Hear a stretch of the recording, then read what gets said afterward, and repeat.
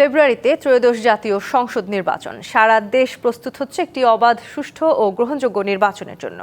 কি ভাবছেন সাধারণ মানুষ থেকে শুরু করে আগামীর জনপ্রতিনিধিরা, সে কথা জানাতে ডিবিসি নিউজের ইলেকশন এক্সপ্রেস ছুটে যাচ্ছে সব সংসদীয় আসনে।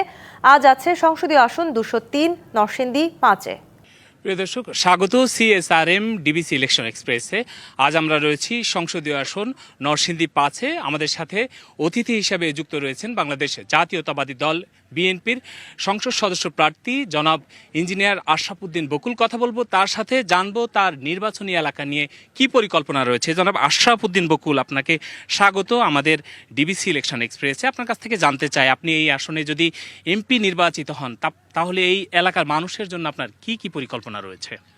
জি, ধন্যবাদ আপনাকে এবং আপনার মাধ্যমে ডিবিসির সকল শ্রোতা ভাইদেরকে এবং উপস্থিত আমাদের এলাকার সম্মানিত ভাইদেরকে। আসলে আমাদের এই রায়পুরাতে, আমরা তো এখানে জন্ম এবং এখানে স্কুল কলেজ পুরোটি আমার এই রায়পুরাতে। তো আমরা ছোটোকাল থেকে যে জিনিসগুলো দেখে আসছি, রায়পুর একটা অবহেলিত এলাকা।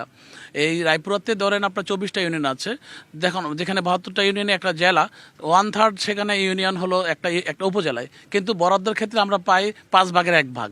কাজে এখানে একটা বৈষম্য অলওয়েজ লোকায়িত আছে, যার জন্য নাকি আমাদের উন্নয়নটা সেভাবে কমে কমে আসতেছে। তো আমি মনে করি ভবিষ্যতে এই পরিকল্পনায় আমাদেরকে ইউনিয়ন সংখ্যা অনুসারে সেই বরাদ্দ আসা দরকার। যাই হোক, আমরা এই পরিবর্তনগুলো আনবো। দ্বিতীয়ত, রায়পুরাতে আমরা যদি ভৌগোলিকভাবে চিন্তা করি, রায়পুরা কিন্তু সবচেয়ে একটা প্রমিনেন্ট প্লেস। এখানে আপনি যদি গুরাশাল, এখানে আপনি ধরেন গাজীপুর, সিলেট, ওদিক দিয়ে আপনার ধরেন কুমিল্লা, তারপর কাশপুর, তার সেন্টার কিন্তু রায়পুরা। এই রায়পুরাতে 8টা ইউনিয়ন আছে মেঘনার মধ্যে। তো মেঘনার মধ্যে থাকা মানে হলো এই মেঘনার চতুর্দিক দিয়ে পানি, কিন্তু এই চরাঞ্চলটাকে আমরা পর্যটন নগরী হিসেবে ইউজ করতে পারতাম।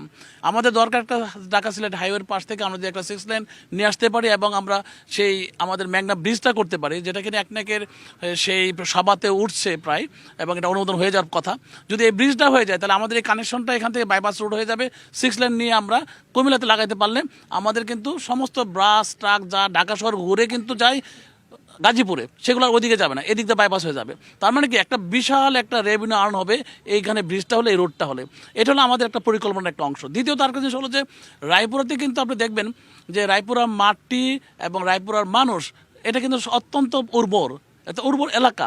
সেই জন্য এই উর্বর এলাকা আমরা শিক্ষা নগরী করি, আমরা শিল্প নগরী করি, আমরা পর্যটন নগরী করি, যাই কিছু করি না কেন, এই দেশের মানুষদের মধ্যে রায়পুরা মানুষগুলি কিন্তু অবহেলিত বিধায় এখানে মানুষের বেতনও কম, বেতনও এখানে ইন্ডাস্ট্রি করা যায়, ইন্ডাস্ট্রি চালানো যায়। সেই জন্য ইন্ডাস্ট্রি করার জন্য আমাদের এখানে পরিকল্পনা আছে। এমনকি প্রতিটা ইউনিয়নে আমরা যাতে ছোটো ছোটো SME প্ল্যান করতে পারি, ছোটো ছোটো ইভিজেট করতে পারি। তাহলে মানে কি, আমাদের পরিকল্পনা অংশ হলো যে ইউনিয়নের লোকজন ইউনিয়নে চাকরি করবে।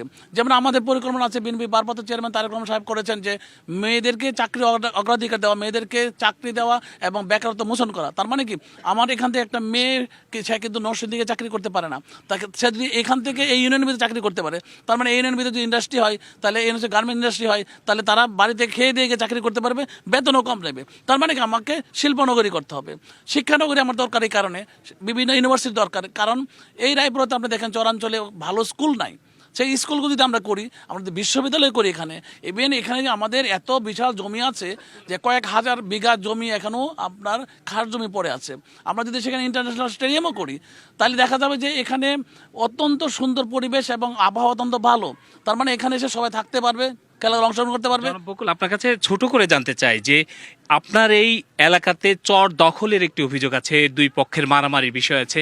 এমপি যদি নির্বাচিত হন, আপনার উপরে আপনাকে শক্তি, আপনাকে বা আপনাকে ব্যবহার করে অন্যদের উপরে প্রভাব খাটানো, এরকম যদি হয় আপনি কি ব্যবস্থা নেবেন? ধন্যবাদ আপনাকে। আমি ওই পয়েন্টে আসছিলাম যে আমরা যত উন্নয়নের কথাই বলি না কেন, আমরা যত পরিকল্পনাই করি না কেন, যদি আমাদের এই রায়পুরাতে যদি আমরা শান্তি বিরাজ করতে না পারি, শান্তির পরিবেশ সৃষ্টি করতে না পারি, যদি এখানে পক্ষ বিপক্ষ মিলে মারামারি হয়, যেখানে আমরা দেখেছেন স্বরাষ্ট্রমন্ত্রী নিজে বলেছেন কম্বিং অপারেশনে যাবে, যেখানে আমরা এখন সবাইকে বোঝাচ্ছি কম্বিং অপারেশন আগে সবাই তোমরা শান্তশিষ্ট হয়ে যার যার ঘরে ফিরে যাও এবং শান্তশৃঙ্খলা পরিবেশ দাও।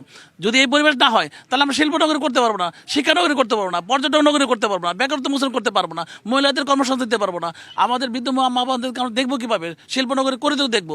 এই জন্য আমি বলতেছি যে আমাদের সর্বপ্রথম কাজ হবে এখানে আইনের শাসন বাস্তবায়ন করা এবং ওই যে টাটা যুদ্ধ এবং বন্ধু যুদ্ধ এগুলো বন্ধ করা এবং সবগুলো বিচার করে সব সবগুলি মামলাকে বিচারের মাধ্যমে আমরা নিষ্পত্তি করে মানুষের মধ্যে শান্তি বিরাজ করা। অসংখ্য ধন্যবাদ আপনাকে আপনার গুরুত্বপূর্ণ সময় আমাদেরকে দেওয়ার জন্য। প্রিয় দর্শক, আজকের এই আয়োজনের মধ্য দিয়ে নরসিংদী 5 আসনের নির্বাচনী ইলেকশন এক্সপ্রেস শেষ হচ্ছে। আপনাদের সাথে দেখা হবে আগামীকাল নারায়ণগঞ্জ। সেই পর্যন্ত সবাই ডিবিসি ইলেকশন এক্সপ্রেসের সাথেই থাকুন।